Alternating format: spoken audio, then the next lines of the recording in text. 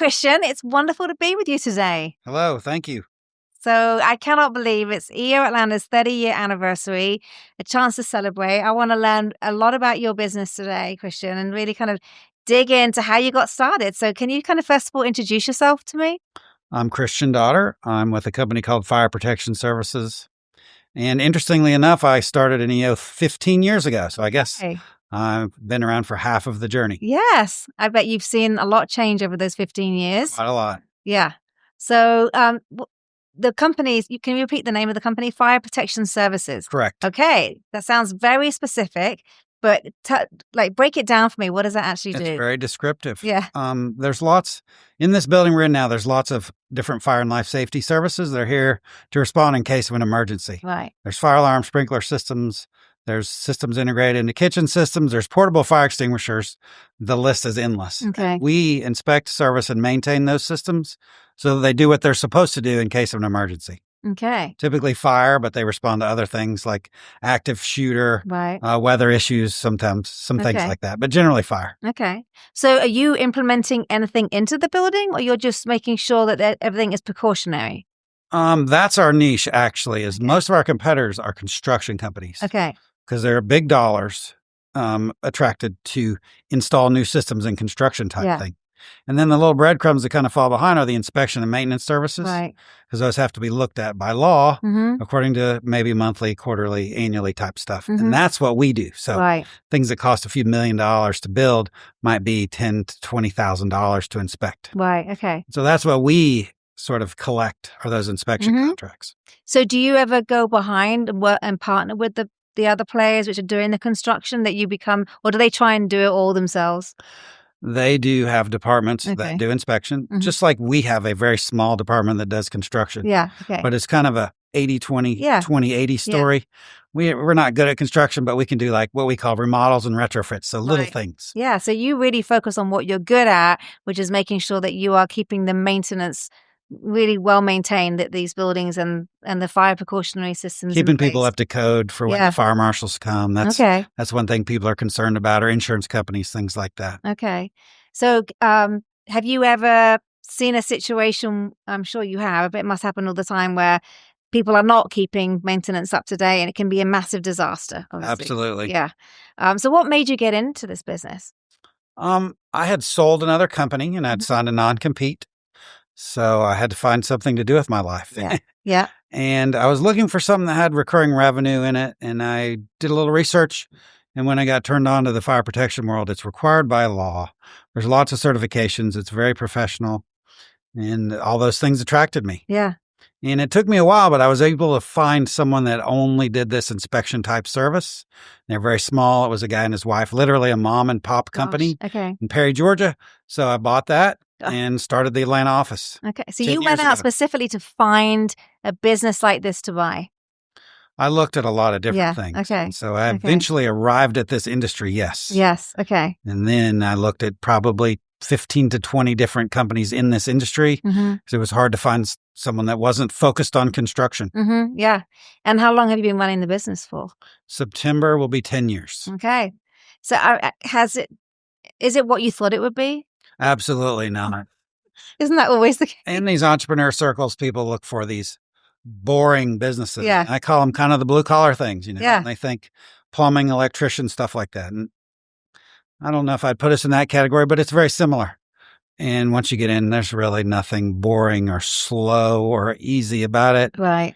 It's very, very, very competitive. Right. It's very professional. There's lots of certifications. Yeah. And there's just lots of complications in these businesses to be successful. And as you well know, being an EO, as a leader and to grow from one level to the next, you have to go do amazing things that you never thought you'd have to do. That's very, very true. So we took it. I should tell a little bit of the story. We went from 7 employees. We're at 77 now. It's incredible. And the revenue was about 700,000 and we passed 12 million last year. So congratulations. Wow. It's been fun. It's been successful. Yeah. It's just, there's been some interesting wrinkles to the whole story too. I bet there has been. And to do that in 10 years, that's actually a very good amount of time. So are you part of YPO too? No, I'm not. You're not. Okay. You decided that EO is your organization to be EO is the thing. I like people that are running their own business with their own money. And to be honest, I'm 55 now, so I was a little bit past the age I Right. bought the company when I was 45. I think there's an age Oh, requirement. is there? in my I don't opinion. know. Okay. Okay. Well, we're glad you're in here with us. So it's like, I agree with you. People who run their own business, it's like, those are my people too. So, what would you do differently, do you think, if you, like 10 years ago, would you have made the same decision, do you think? I hope I would have. Yeah. It really, going in, I was fairly ignorant. Well, actually, what I like to say about myself, and I've done 15 marathons over the years, and Oh I my think gosh. stubborn and persistence. If it takes those two skills, I can do it.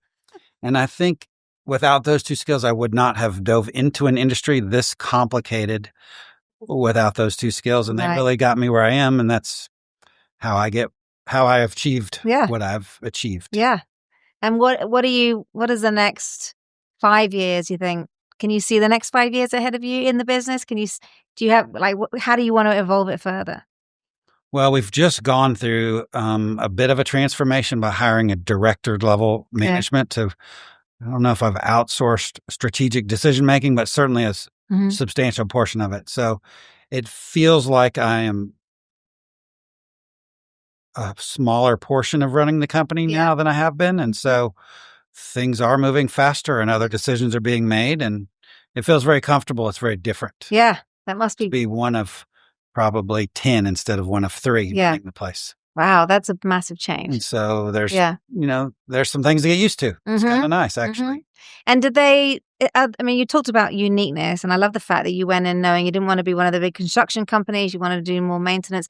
Is there uniqueness in that as well? Like, again, if we were gonna compare you to your competitors, which might do something similar, um, how else would you say you stand out as being different? We really go against the grain in a lot of ways. So if we don't think we can be successful at something, we say no. Okay. And customers a lot of times don't know how to take that. It's interesting. It's unique. Mhm. You can tell they haven't been told that, if Right. ever, maybe not often, Right. but maybe not ever. And those are mainly the construction projects, but there's some things distance wise, great customers locally that have something 4 hours away. And we just say, Yeah. it's just too far. Yeah. There's local companies. They may not be us, but Yeah. being local, they can do it better than us. Mhm. And so we feel like it sort of looks like we're doing the right thing by ourselves, but it's really the right thing for the customer Yeah. too if we can't be successful. No, I agree. I think people want that honest answer. So Ultimately, that's what they want, even though they don't like to hear yeah, they it. might not like to hear it, but, like, especially if you don't know, I imagine I don't know, well, there's definitely different regulations by state, but maybe even different cities in Georgia. Are there different regulations when it comes to fire? I don't know. Of course. Yeah, okay. We have all these code books, hundreds Right. and thousands of Oh pages. my gosh. And the saying is all of these rules apply unless the AHJ, which is typically the fire marshal, Right. decides otherwise. Okay. Georgia happens to have the second most counties in the whole union. Really? I Okay. think I shouldn't say the number, I'm being Okay. recorded, but Okay. there's all these local municipalities and fire marshal and Mhm. cities and counties, Mhm. and they can do really whatever they want Right. from a requirement standpoint. Wow. So Okay. you're right. It's a maze of different puzzle pieces to put together sometimes. Yeah. So it makes sense maybe that you stay within maybe your 4-hour zone, whatever that is, because you know this market well. That's correct. Yeah. Okay. It's really just kind of stay close so we can serve as many customers as possible in Yeah. the smallest amount of time. Yeah. So does a franchise, I don't know why, but even though we talk about being customized and local, I'm just questioning, does the business offer itself to franchise type model or not? It feels like it might. Yeah. Does to We've me. gone against that because Okay. my partner and I, it takes so much of our Yeah. emotion and blood, sweat, and tears to grow. Yeah.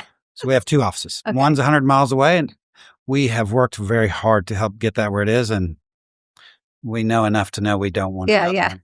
But I have told Good. a lot of the directors, Yeah. if any of you want to go start an office, I Yeah. will support you, Mm-hmm. but I can't be there as much as what it takes. No. So I'm sure it'll be out there sometime. Yeah. It'll be led by someone else Yeah. primarily, and I'll be more of a secondary. Yeah. That sounds great. But that could be another growth avenue for the business. It sounds like it's doing well anyway. I love to hear that. Now that I've said it out loud, it's probably in the shadows about to come true by someone on the team. Someone's going to make it happen. And they'll put it down to this Leader Pass EO Atlanta podcast, which That's is what I right. would like.